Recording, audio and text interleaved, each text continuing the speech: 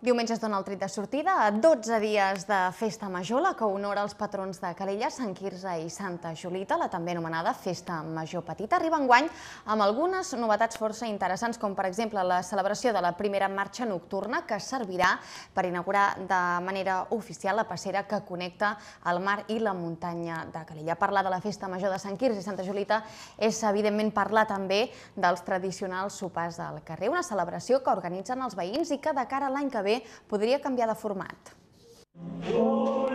Amb el pas dels anys, la Festa Major de Sant Quirze i Santa Julita ha anat assolint un estil propi que la diferencia de la Festa Major de la Minerva, la que es celebra a finals de setembre, per la gran implicació de les associacions i entitats culturals, socials i esportives.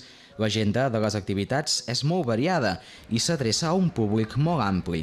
Trobem des d'una xerrada sobre seguretat ciutadana organitzada per Amics de Calella fins a una cantada dels Goig al Sant i una missa per als difunts. També trobem concursos, cercaviles, concerts, espectacles de titelles o una xocolatada, entre altres. Hi ha una nit de sarsuela, que és un concert de cor amb orquestra, amb tot un repertori de sarsuela de diferents àmbits, que en aquest cas els intèrprets, a banda d'orquestra, de cor serà el Cor Harmonia, també és un acte que ells volien promoure amb motiu del 10è aniversari, vam acceptar-ho incloure com a programació de Festa Major, crec que serà un acte també bastant central. I és que parlar de la Festa Major de Sant Quirze i Santa Julita és sinònim de germanor, d'unió i de trobada entre veïns a través dels sopars de carrer. Enguany són 17 els carrers calellencs que celebraran un sopar amb música d'orquestra.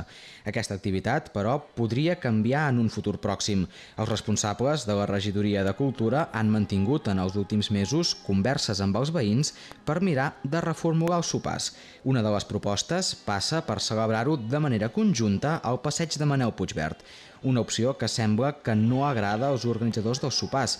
En tot cas, aquest any el que sí s'ha fet és reagrupar alguns carrers. Aquest any el que sí que s'ha fet és unir alguns dels carrers, en aquest cas el grup Avi Moltó s'ha unit amb els veïns del carrer Salem Clavís per al sopar al passeig de Mar. Hem unit d'alguna manera també els veïns del carrer Senyer amb Joventut Artística, també per la proximitat, també unir aquells trams de carrer que són més propers per unificar-los. Aquest és un canvi molt petit aquest any, de fet, el que s'han unit són de 4 carrers que n'han passat a 2, els altres més o menys s'han mantingut igual. Pilar Rocafort atribueix aquest possible canvi de formats dels sopars a l'alt cost que representa per al consistori quan només és per una nit. En tot cas, s'aposta per continuar dialogant i reflexionant per buscar una alternativa que satisfaci tothom. Però sí que hi ha previst, en tot cas, aquesta reflexió, poder-la continuar, intentar aportar propostes per tal de parlar-les amb els grups de veïns i veure quines són possibles, però sí que aquesta reflexió crec que és important de fer-la, no? Més que res pel que comentava, perquè és una despesa important que realment es concentra en una sola nit, perquè comporta a la ciutat una mica un trasbals amb l'aspecte més organitzatiu i detalls de carrers.